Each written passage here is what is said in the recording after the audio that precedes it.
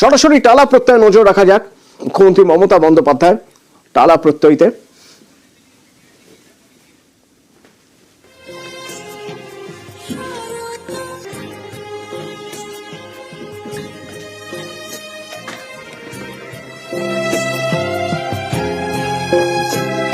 বৃষ্টি মাথায় টালা প্রত্যয়ে পৌঁছলেন মুখ্যমন্ত্রী মমতা বন্দ্যোপাধ্যায়। উদ্বোধন করছেন টালা প্রত্যয়ের পুজো।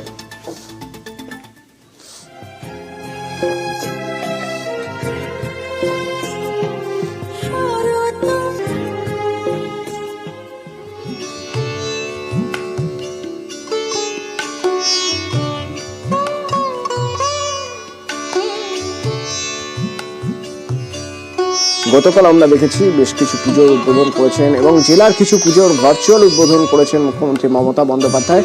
আজ টালা প্রত্যয়।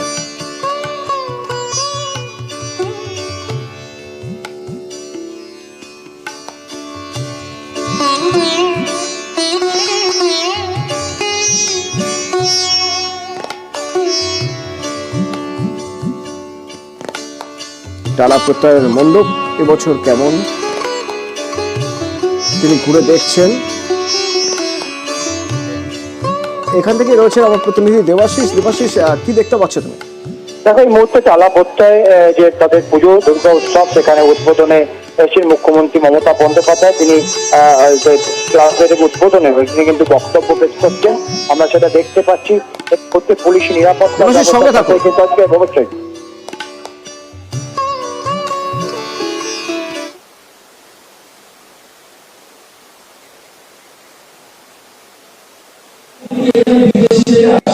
সম্ভব নয়, কিন্তু তা সত্ত্বেও পুজো কখনো থেমে থাকে না, উৎসব কখনো থেমে থাকে না।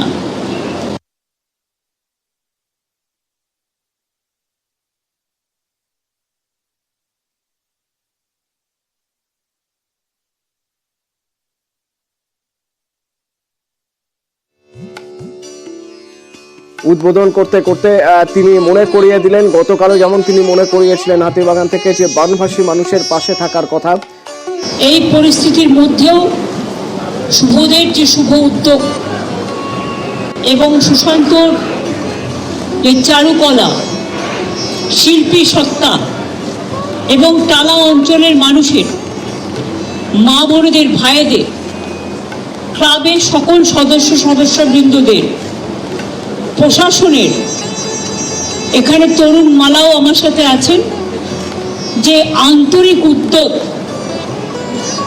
মনে রাখবেন, অনেক পৃথিবী, অনেক বিশেষ অতিথি, রবীন্দ্রনাথ ঠাকুরের ভাষায় যাদের আমরা বলি চিনি গো চিনি তোমারে ওগো বিদেশিনী, অথবা নজরুলের ভাষায় দূর দীপবাসিনী,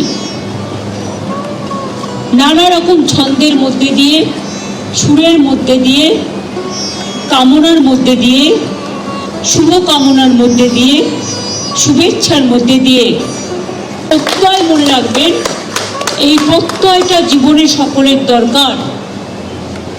প্রত্যয়টা হচ্ছে আত্মপ্রত্যয়। প্রত্যয় হচ্ছে প্রত্যয়ের প্রত্যুষ। প্রত্যয় হচ্ছে প্রত্যয়ের উন্মেষ। প্রত্যয় মানুষকে আলোকিত করে, উদ্ভাসিত করে, সুভাষিত করে, সুরভিত করে, বিকশিত করে, সঞ্জীবিত করে, পুলকিত করে, পুষ্পিত করে, বিকশিত করে। আর প্রত্যয় আত্মপ্রত্যয় নিয়ে এগিয়ে চলে। প্রত্যয় কখনো থামে না। প্রত্যয় থামলে মানুষের জীবনে এগিয়ে চলার পথটাই থেমে যাবে। তাই প্রত্যয় আরো প্রত্যয়ের সাথে এগিয়ে যাক।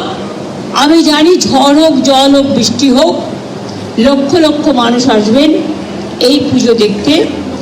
আমার অনেক অভিনন্দন রয়ে গেল। আপনারা সকলে ভালো থাকুন, সুস্থ থাকুন, সুন্দর থাকুন। মা আপনাদের সকলকে ভালো রাখুন। মাগো, দুর্যোগটা একটু কাটিয়ে দাও। যদিও মা আসছেন দোলায়, প্রকৃতির সেই ছদ্মবেশ এই যে মেঘ উড়ে যাচ্ছে, তোমরাই তো মেঘটাকে উড়িয়েছো তোমার প্যান্ডেলের মধ্যে দিয়ে। তা মেঘ তোমার ভেতরে আসবে না, এটা কখনো হয়? তুমি মেঘ দেখো উড়িয়ে দিয়েছো তোমার প্যান্ডেলের মধ্যে দিয়ে, সেই মেঘের ছায়া আস্তে আস্তে উড়ে যাচ্ছে, অর্থাৎ মা আসছেন, মা হাসছেন। চিন্তা করো না, দুর্যোগ কেটে যাবে। দুর্যোগ একটা শব্দ, শুনলেই সবাই ভয় পায়, ভয়ে সবাই জব্দ। দুর্যোগ একটা শব্দ, এটা আমার একটা গান আছে, গানের লাইন। আমি সবাইকে বলি চিন্তা করার কোনো কারণ নেই।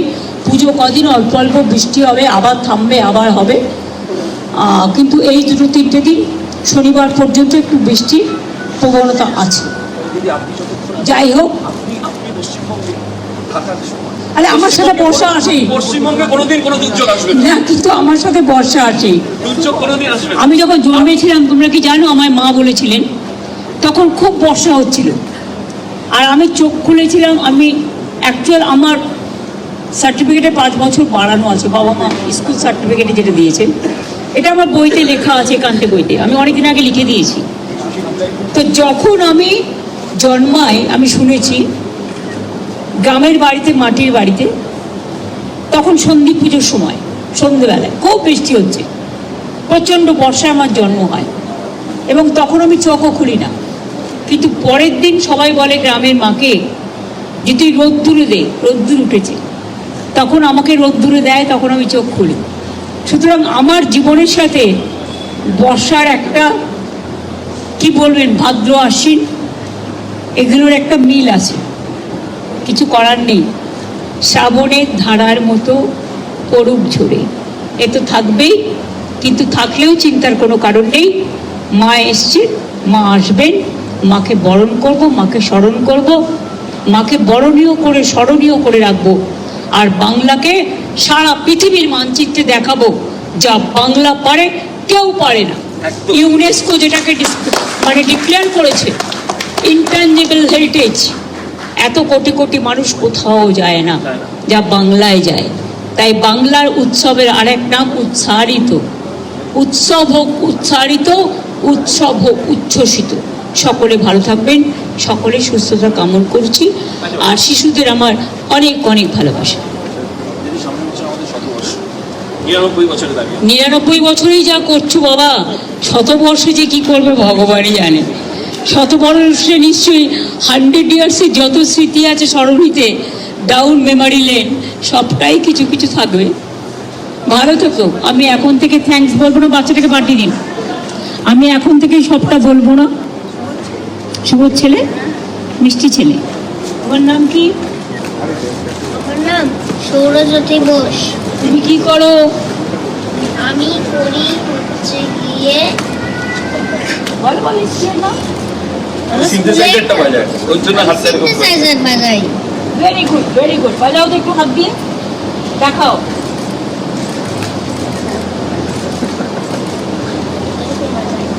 হ্যাঁ, আমি জানি। Very good, very good, very good. অনেক থ্যাংক ইউ সবাইকে বলি। তো টালা প্রত্যয়ে পুজো উদ্বোধন সরাসরি মুখ্যমন্ত্রী মমতা বন্দ্যোপাধ্যায়ের হাত দিয়ে দেখলেন। তো এই বারোয়ারি পুজোর পাশাপাশি একটু বাড়ির পুজো দেখা যাক। ইতিহাসের গন্ধমাখা পুজো, বাঁকুড়ার কতুলপুরের ভদ্র বাড়ির পুজো, 350 বছরের প্রাচীন জমিদার বাড়ির পুজো। 5 সদাগরের উত্তরসূরি বলে দাবি করেন এই ভদ্র পরিবার। এই জমিদার বাড়ির জৌলুস এখন হয়তো নেই, কিন্তু ঐতিহ্য রয়ে গিয়েছে, আর ঐতিহ্যের টানেই আজও ভদ্র বাড়ির পুজোয় ভিড় ভিড়াক্কা।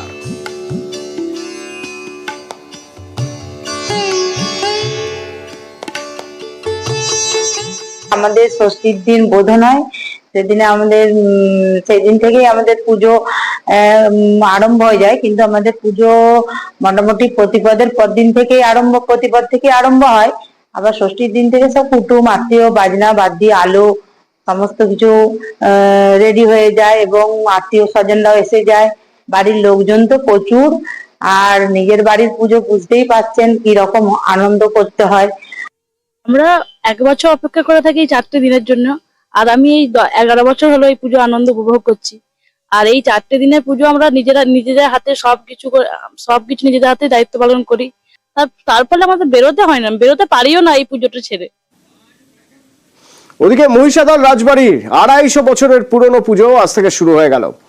রাজবাড়ির দিঘিতে ঘট পুজো এবং ঠাকুর দালানে দুর্গা আরাধনার মধ্যে দিয়ে পুজো শুরু হলো।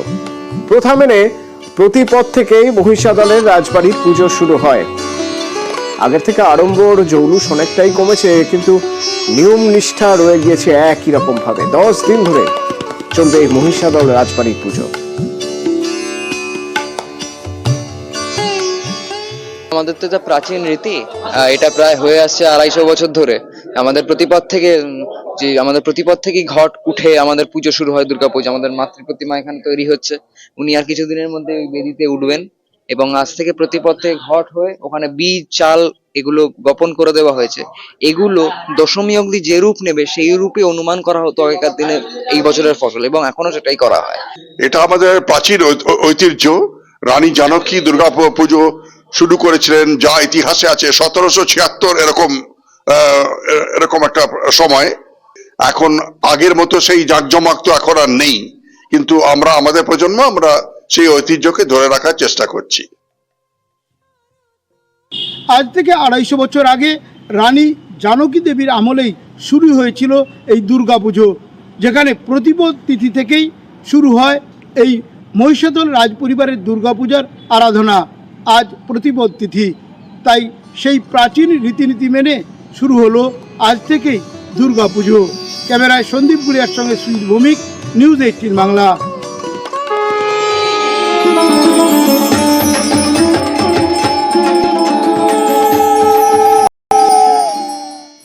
পূর্ব মেদিনীপুরের ঝুরিয়া গ্রামে এখন গয়না পুজো হয়। ঘরে ঘরে তৈরি হচ্ছে মায়ের গয়না। এই সময় লক্ষ্মী আসে ঘরে।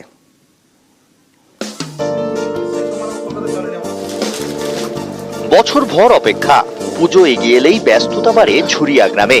গ্রামের ঘরে ঘরে ডাক শিল্পের কাজ চলছে, প্রতিমার গয়না বানানোর কাজ। এখন গয়নায় ঝলমলে গ্রাম। দুর্গা তো বেশি লাগে ঢাকাই সেট, বাংলা সেটাকে বলি আমরা। আটের গহনা হয়, এই যে লক্ষ্মী সরস্বতী এগুলো সব আটের, কার্তিক এগুলো আটের সেট লাগানো হয় সব। আমাদের প্রচুর মাল, আমাদের মিনিমাম আজ থেকে 1 মাস আগে থেকে মাল বেরোচ্ছে। দুর্গর মাল 1 মাস আগে থেকে বেরিয়ে যাচ্ছে আমাদের। সোলার গয়না, নোলক থেকে মুকুট, গলার হার সবই তৈরি হচ্ছে নিপুণ হাতের ছোঁয়ায়। এখানকার কারিগর মানেই খুব ভালো কারিগর। এরা সারা বছরই এরকম ভাবে বিভিন্ন জায়গায় মাল সাপ্লাই দিয়ে থাকে। যেরকম প্রফিট হয়, গ্রামেও প্রফিট হয়, বাইরেও পাঠালে হালকা প্রফিট বাড়ে। ওটার জন্যই সবাই চায় বাইরে যাক মাল। ঝুরিয়া গ্রাম গয়নার গ্রাম। পুজোর আগে এখন নাওয়া খাওয়ার সময় নেই শিল্পীদের, চলছে শেষ বেলার কাজ। পূর্ব মেদিনীপুর থেকে পঙ্কজ দাশরথী, নিউজ 18 বাংলা।